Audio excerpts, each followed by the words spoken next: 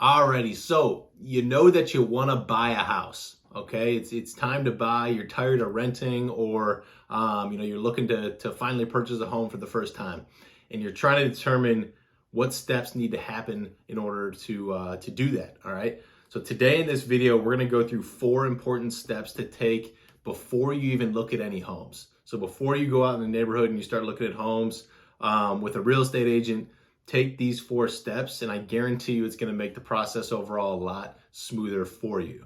And it's also going to eliminate stress throughout the process. So buying a home, especially one that you're going to be living in yourself, possibly with family, is an emotional decision. And you want things to run as smoothly as possible to eliminate some of those emotional ups and downs throughout the transaction, which will inevitably be there.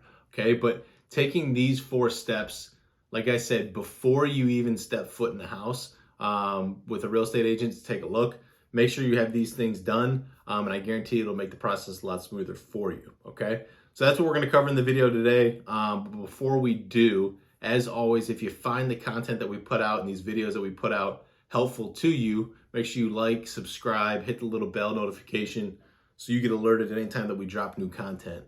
And as always, check the description below for ways to call, text, or email us if you need help selling your home for top dollar or orchestrating a smooth move into the Cleveland area. All right, so let's stop wasting time. Let's get into the top 4 steps that you need to take before you start looking at homes when you're looking to finally purchase. All right, step number 1. Before you go tour homes is to partner with a local real estate agent. That would be me. So contact me or whatever real estate agent you choose to use, and make sure that they truly understand the area that you are looking to move to or you're looking to buy in. Okay, so especially when you're buying a home, it's important to have somebody that understands the neighborhood, the market, and kind of the trends that are going on in that area. So, take Cleveland Heights, for example. Cleveland Heights is a very diverse area where there's tons of different types of people and homes. And, the value of a home in neighborhood can change, almost street by street sometimes in Cleveland Heights. So it's important to have somebody that understands, the specific market, the school boundary lines, the price points, all those type of things.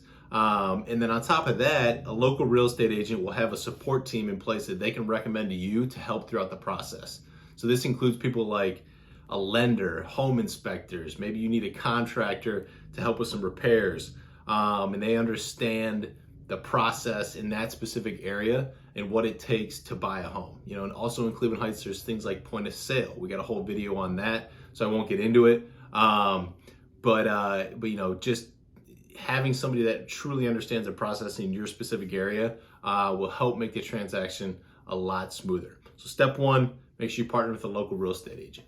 Alrighty, step number 2 is determining how we're about to pay for this bad boy.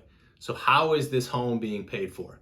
Some people are able to pay for a house with cash. So they have all the money necessary to buy the home with cash, which is great. It makes the process a little bit more simple. There's no lender approval or bank approval or appraisal process, because essentially you are the bank, you have all the money needed, and you just need to show proof of funds before buying the house. But the majority of buyers are going to be getting a mortgage or a loan in order to purchase the house. So before you do this, you need to have loan pre-approval or a pre-approval letter before you even step foot out in the neighborhood to check out houses. So I always equate or relate a pre-approval letter to your wallet when you go to the grocery store. Okay, if you show up to the grocery store without a wallet, you got no business shopping at the grocery store.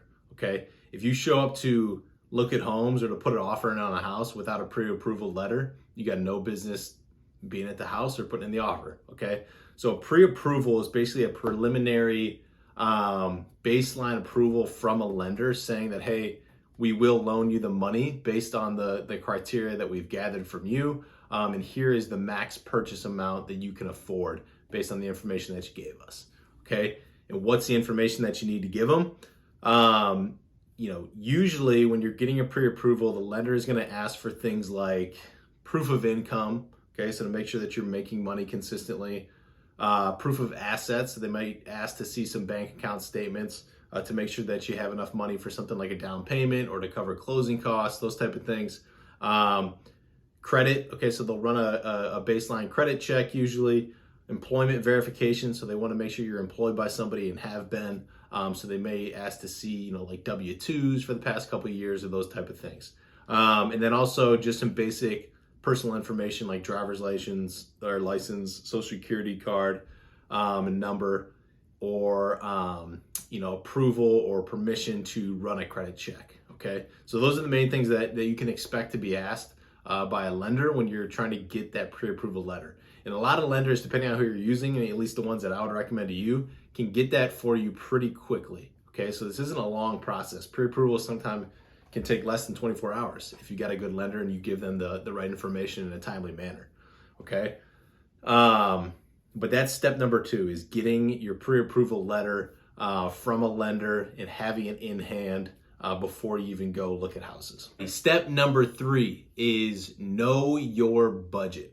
All right, so we just talked about pre-approval letters, right? And when you get that pre-approval letter, like I said, there's going to be a max purchase amount or a purchase price amount on there for a home that you can afford based on what the lender is willing to give you. Okay, 9 times out of 10, buyers are not maxing out that pre-approval amount, because when you go to buy a house, there's other things to consider other than your monthly payment for the loan amount. Okay, so there's obviously principal payment and your interest on that loan, and then you also need to take into account other things that affect your monthly payment are things like property taxes, which are important to know about in Cleveland Heights because they are higher than some other areas, and depending on where you're looking in Cleveland Heights will determine how high property taxes are. So another reason why having a local expert is important.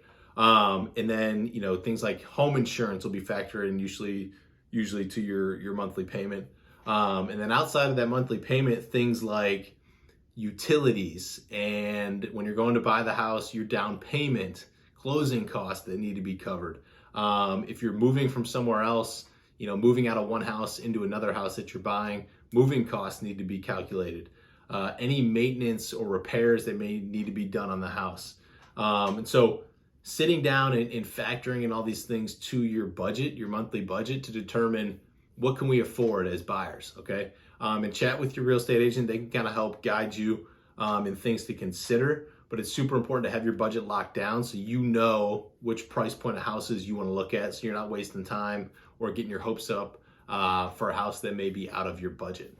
Alrighty, the 4th and final step. We're almost ready to get out there and start seeing houses, but the last thing that we need to establish, and this is where your real estate agent will come in handy, is establish a showing plan and schedule.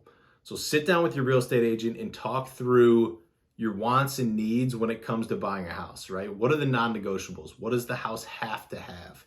That's everything from features to, it's got to have a backyard. How big of a backyard? It's got to have an attached garage, or it needs a mudroom, or X amount of bedrooms. So go through all these details with your real estate agent so they can put together the best plan possible. And then on top of that, talk to them about location. Okay, what's important to you for location? Do you need to be closer to the highway? Do you need to be closer to a specific area where you may work, or a specific school? And also going back to a local real estate agent, they can tell you the school boundary lines. Because like in Cleveland Heights, like I said, it changes sometimes street by street. So if there's a specific, elementary school that you want your kids to go to or whatever, make sure you're communicating that to your real estate agent so they can put the best plan in place. The more specifics you give your real estate agent as far as the criteria for your house, the better, and the better chance they have of finding you the right home. Okay, so sit down with your real estate agent, really think through what's most important to you, and relay that to your agent so they can come up with the best plan possible. And then on top of that, make sure you tell your agent, your availability, your schedule, right? When's the best time for you to go see houses? And I say that because, right now it's February 2023.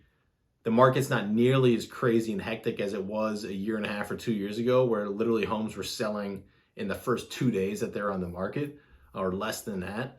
But it still can be competitive. And so it's important to let your agent know ahead of time, hey, only Mondays, Wednesdays, and Fridays we're available to see houses after, 3 o'clock. And so, Your agent can add those in the notes when they're coming up with your customized plan and search. And it just gives you the best chances of securing a home when one that comes up, meets your criteria, comes up. You guys can jump on it right away. So that's step number 4 before you even step foot in any homes to take a look at them, is establish the criteria and the showing plan and schedule with your real estate agent. And if you do these 4 things, like I said, I guarantee that the process will feel a lot smoother, and you'll eliminate some of those emotional ups and downs that will happen, but hopefully less of them happen if you do these 4 steps. So I hope this video helped, and we'll see you on the next one.